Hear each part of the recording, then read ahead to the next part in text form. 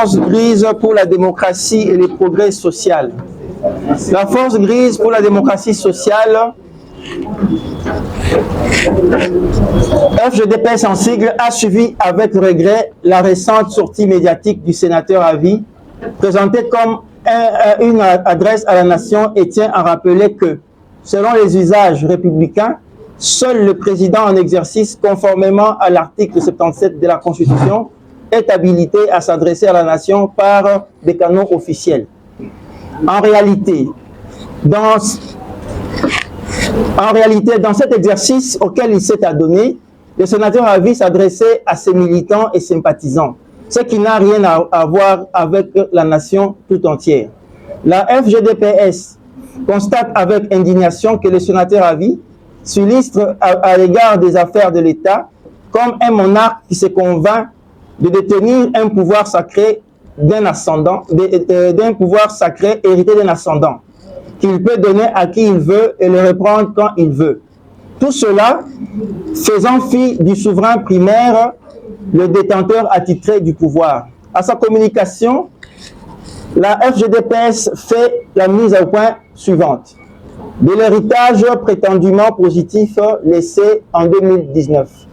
Lorsque le sénateur à vie affirme avoir laissé un pays pacifié et réunifié, devons-nous lui rappeler qu'avant son arrivée en RDC en 1996, dans le rang du mouvement rebelle AFDEL dirigé par son mentor major James Kabarebe, soutenu par le Rwanda et l'Ouganda, notre pays, surtout dans sa partie Est, vivait dans une paix relative. Ne comptait quasiment pas autant de groupes armés qu'on en a compté après son départ du pouvoir en 2018. Il va sans dire que ce passif douloureux tire sa source du mouvement rebelle AFDEL, précurseur de tous les groupes, des groupes armés et des mouvements rebelles, notamment le RCD, le CNDP, le M23, devenu aujourd'hui l'AFC M23, dont il est le patron à mal de déguisement. La force grise pour la démocratie et le progrès social note simplement une mauvaise réécriture de l'histoire à ce propos, alors que la réalité est telle qu'à l'est de la République démocratique du Congo était en proie à des conflits armés chroniques avec la présence documentée de plus de 120 groupes armés durant les 18 ans de son règne. Dès son accession au pouvoir, le président de la République, son Excellence Félix-Antoine Tshisekedi Tshilombo, a travaillé dur et continue à travailler pour apurer ses lourds passifs de plus de 30 ans dont il a hérité de la mandature passée. De la rupture de la coalition FCC-CACH. Le sénateur à vie dénonce la rupture du pacte républicain. Mais de quel pacte républicain parle-t-il? Celui à travers lequel il espérait continuer à exercer le pouvoir politique, alors même que son camp avait perdu la confiance des Congolais et qu'un choix net de rejet avait été réalisé en 2018. Il ne faut jamais perdre de vue que le peuple congolais, dans sa souveraineté, a choisi le changement en 2018, exprimé de manière pacifique, sans recours à la violence ni à la contrainte. Malheureusement, dans les faits, la coalition FCC-CACH n'a pas pu répondre aux attentes légitimes des citoyens. Cet échec est imputable non seulement au blocage structurel, mais aussi à l'attitude des acteurs de sa plateforme politique dans cette coalition qui ont continué à fonctionner selon une logique de double pouvoir. L'on se souviendra notamment de la ministre du portefeuille de l'époque, qui refusait de notifier des mandataires pourtant nommés par ordonnance présidentielle, ou encore des responsables du bureau de l'Assemblée nationale et du Sénat qui ont contesté la prestation des serments des juges constitutionnels pourtant nommés conformément à la Constitution. Cette situation a mené à une impasse politique. La rupture de la coalition FCC-CACH n'est donc pas survenue par calcul partisan, mais en réponse à une exigence populaire manifeste, relayée par les forces politiques, la société civile et des institutions morales telles que la SENCO. Son Excellence, Monsieur le Président, Félix-Antoine Tshisekedi Tshilombo, élu démocratiquement, a alors pris ses responsabilités afin de restaurer l'efficacité de l'action gouvernementale après avoir tenté à plusieurs reprises de préserver la cohésion de la coalition. Il a lui-même reconnu à l'heure du bilan que cette rupture fut l'un des épisodes les plus douloureux de son premier mandat. Mais, confronté à l'impératif de l'intérêt général, il n'a eu d'autre choix que de reprendre la main. Ce tournant politique n'a rien eu d'un coup de force. Il s'est inscrit dans le respect strict des mécanismes démocratiques et des règles institutionnelles en vigueur. Il s'agit là d'un exemple de régulation démocratique par les institutions elles-mêmes, conforme à l'esprit et à la lettre de notre Constitution. De 3. Dénomination à la Cour constitutionnelle et à la CENI. Il semble malheureusement nécessaire de rappeler aux sénateurs à vie la marque qu'il a laissée dans notre histoire politique récente. Depuis 2006, son régime s'est illustré par des pratiques qui ont profondément fragilisé la démocratie congolaise. En réalité, jamais il n'a véritablement cru à l'idéal démocratique. Chaque cycle électoral, sous son autorité, s'est conclu dans la contestation, souvent étouffée dans la violence et la répression. Comment oublier les affrontements armés en plein cœur de Gombe entre les forces loyales à lui et celles ralliées à son principal challenger. Au beau milieu de la journée, alors que les élèves se trouvaient encore dans les écoles. Une génération entière, aujourd'hui âgée de 20 à 30 ans, en porte encore les stigmates. Comment ne pas se souvenir des vagues de répression contre les militants de l'UDPS après les élections de 2011, ou encore de la mise en résidence surveillée du président Etienne Tshisekedi Wamulumba, alors véritable vainqueur de l'élection présidentielle. Comble de l'ironie, pour lui, la seule élection présidentielle qui s'est déroulée dans un climat d'apaisement fit seule qui les fit quitter le pouvoir en 2018. Un soulagement profond pour le peuple congolais qui n'aspirait qu'à tourner une page douloureuse. Aujourd'hui, le sénateur à vie parle de violations intentionnelles de la Constitution, mais à aucun moment il n'apporte la preuve juridique d'une quelconque entorse, ne citant ni article précis, ni disposition légale violée. Cette déclaration, dénuée de tout fondement, ne repose sur rien d'autre qu'une posture politique. Toutes les nominations intervenues dans le cadre institutionnel depuis 2019 l'ont été dans le strict respect des procédures constitutionnelles et légales. Les membres de la Cour constitutionnelle désignés en 2021 l'ont été par les institutions compétentes, conformément au texte en vigueur. Il en va de même pour la composition de la CENI, fruit d'un large consensus entre les forces vives de la nation, incluant notamment les confessions religieuses, comme ce fut le cas lors des précédentes configurations, y compris celle qui organisa les élections en 2018. C'est ici le lieu de lui rappeler que les confessions religieuses qui avaient désigné l'actuel président de la CENI sont les mêmes qui avaient désigné son prédécesseur, son pantin qui dirige pour lui l'AFC M23. Il s'agit là d'une dynamique d'ouverture démocratique réelle, ancrée dans les droits et la légalité. Plutôt que d'agiter des accusations sans consistance, il serait plus utile pour l'avenir de notre pays que ceux qui ont dirigé dans le passé contribuent avec responsabilité à la consolidation de nos institutions dans le respect de la volonté des électeurs. De 4. La gouvernance économique. Il critique l'endettement et la pauvreté sous le régime de son Excellence, Monsieur le Président Félix Antoine Tshisekedi Tshilombo, chef de l'État. Commençons par rappeler qu'en économie, le niveau de vie de la population et les risques liés à l'endettement public sont mesurés par deux indicateurs pertinents, à savoir le PIB par habitant et les ratios de dette publique sur PIB respectivement. Revenons-en maintenant aux chiffres. S'agissant du PIB par habitant, Le rapport de la Banque centrale du Congo renseigne que celui-ci s'est accru de 24% en 2018 et 2024, passant ainsi de 557 milliards à 693 milliards de dollars. Le niveau d'endettement, quant à lui, qui aurait été maîtrisé en 2010, est passé de 26% par rapport au PIB en cette année à seulement 16% en 2024. La République démocratique du Congo est aujourd'hui le pays le moins endetté en Afrique subsaharienne, dont la moyenne d'endettement se situe autour de 60% du PIB. C'est ici l'occasion de rappeler aux sénateurs à vie que le niveau de la dette publique exprimée en valeur nominale ne vaut strictement rien dire en économie. Cet indicateur n'a de sens que lorsqu'il est rapproché au PIB.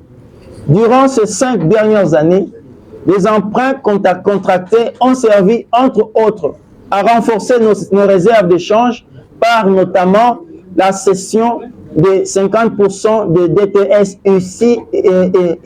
issus du crédit contracté auprès du FMI dans le cadre du programme triennal du gouvernement avec le FMI appuyé par la facilité élargie de crédit, à financer les programmes du développement local des 145 territoires, des projets sociaux éparpillés à travers toute la République sur financement de la Banque mondiale dont la gestion des fonds est assurée de manière totalement orthodoxe, etc. À ce jour, l'inflation est maîtrisée et le franc congolais s'est stabilisé en 2024, malgré le contexte de la guerre qu'il mène à l'Est contre la République. Le programme réussi avec le FMI est un gage de sérieux budgétaire. La RDC n'a jamais été aussi bien portant et l'illustration peut être faite dans les tableaux ci-dessous, car en économie, il vaut mieux parler sur base de chiffres que faire de longues logorées sans fondement comme il l'a tenté de le faire. Ci-après, nous pouvons vous présenter la situation allant de 2018 à 2024. En 2018, la dernière année de gestion du président honoraire, nous avons le PIB estimé à 48 milliards de dollars contre un budget de 5 milliards, avec un PIB par habitant de 557 milliards de dollars. En 2019, la première année de gestion FCC Cash, nous avons comme PIB 51 milliards contre un budget de 6 milliards, avec un PIB par habitant de 512 milliards par habitant. 512 milliards. En 2020, l'année de rupture FCC Cash, nous avons un PIB de 49 milliards contre un budget de 11 milliards et un PIB par habitant de 557. En 2021, première année de gestion de l'actuel président, un PIB de 55 milliards contre un budget de 7 milliards et 558 PIB par habitant. En 2024, la première année après la réélection de l'actuel président, nous avons pour PIB 70 milliards de dollars contre un budget de 16 milliards de dollars et un PIB par habitant évalué à 693 dollars.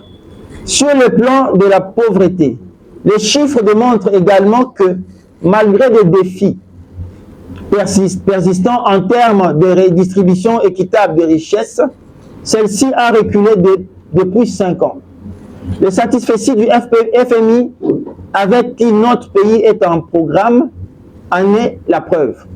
Qui peut oublier en revanche les bradages des actifs de la MIBA, de la GECAMIN, en complicité avec ses alliés des circonstances et ses proches, les détournements des fonds publics bien documentés dans les Panama Papers, d'accaparement des richesses nationales par une caste familiale insatiable.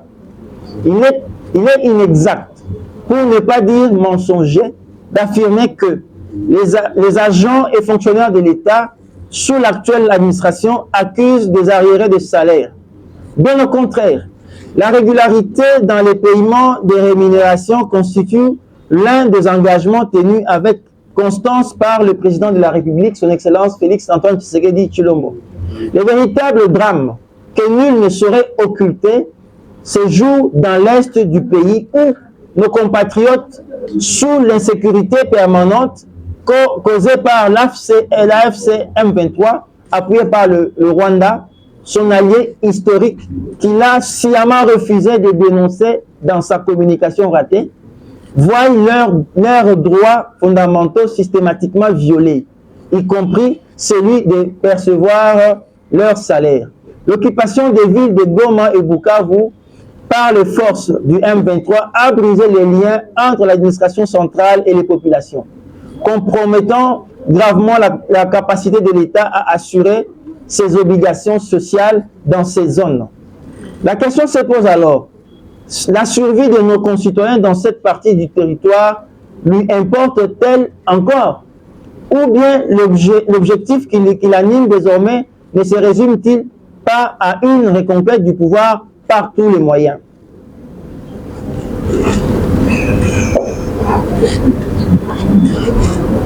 Par tous les moyens, y compris les armes, au mépris des paix, de la souveraineté nationale et du destin collectif de notre peuple.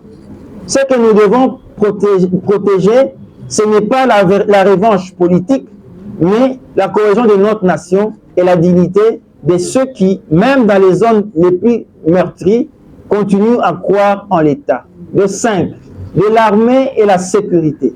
Il est important de relever l'état dans lequel notre armée a été léguée à la République au terme de sa gouvernance.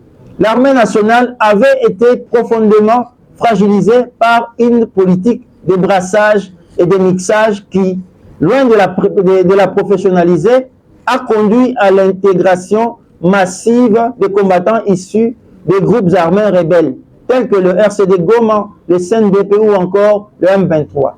Ces intégrations opérées par vagues successives, sans véritable formation préalable ni processus de sélection rigoureux, ont contribué à une désorganisation structurelle des forces de défense, compromettant leur efficacité, leur discipline et leur cohésion. Il ne s'agissait pas là d'une erreur de parcours, mais bien d'un choix stratégique assumé par celui qui prétend aujourd'hui avoir légué une armée fonctionnelle. Par ailleurs, les pratiques instaurées à cette époque ont progressivement transformé plusieurs hauts gradés en opérateurs économiques actifs avec des intérêts des secteurs clés de l'économie nationale, brouillant la frontière entre devoirs militaires et les ambitions lucratives.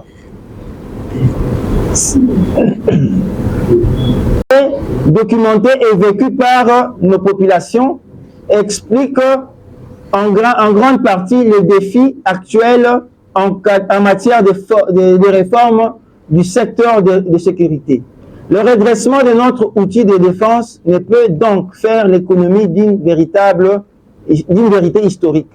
On ne peut reconstruire une armée sur les ruines d'un système fondé sur la cooptation armée, l'impunité et la politisation de la fonction militaire. Alors qu'il évoque un démantèlement de l'armée et l'usage de mercenaires, nul n'ignore que son Excellence, Monsieur le Président Félix-Antoine Tshisekedi Tshilombo, chef de l'État, a lancé une réforme profonde de l'armée qui a abouti à la promulgation de l'ordonnance loi numéro 22/019 du 28 juillet 2022 portant programmation militaire des forces armées de la République démocratique du Congo. Cette loi qui constitue un acte d'engagement de toute la nation afin de permettre à son armée de développer ses capacités opérationnelles, une première dans l'histoire de l'armée congolaise, ne provient pas de son héritage, mais plutôt de la volonté inébranlable du chef de l'État à apporter des réponses concrètes aux défis auxquels nous sommes confrontés. Toujours dans le registre des avancées sur ce plan, c'est sous l'impulsion de son Excellence, Monsieur le Président de la République, chef de l'État, que nous avons assisté à la réouverture de l'école de formation des officiers de Kananga, EFO Kananga, à la réouverture du centre de formation de Kibomango, à la création de l'école de guerre et l'introduction à la sécurité sociale des militaires et policiers à travers la Caisse nationale de sécurité sociale des agents publics de l'État SENSAP en civil, ainsi que l'augmentation de leurs soldes. C'est sur ce terrain de la démocratie, ces réformes courageuses sont à mettre à l'actif de son Excellence, Monsieur le Président Félix Antoine Tshisekedi Tshilombo, chef de l'État. De 6, des libertés et des institutions. Sur le terrain de la démocratie, de l'indépendance, de la justice et du respect des institutions, le sénateur Avi est mal placé pour donner des leçons. Le peuple congolais dans son ensemble et l'opposition en particulier ont payé un lourd tribut sous sa gouvernance. Ce passé reste marqué par une répression sanglante, systématique et permanente. Des atteintes graves aux droits humains avec le concours des rebelles du M23 tels que documentés dans le rapport du Human Rights Watch. Faut-il rappeler les cas d'Armand Toumoulou, de Floribert Chebeya, Fidel Bazana, Rossi Mukendi, Thérèse Kapangala ou encore les massacres perpétrés contre les membres de l'UDPS dans leur propre siège. Que dire également des fidèles de Mukundubila et de Bundu Diakongo, pour ne citer que cela, dont plusieurs d'entre eux ont été tués lors des interventions militaires disproportionnées. Que dire encore des forces communes de Maluku?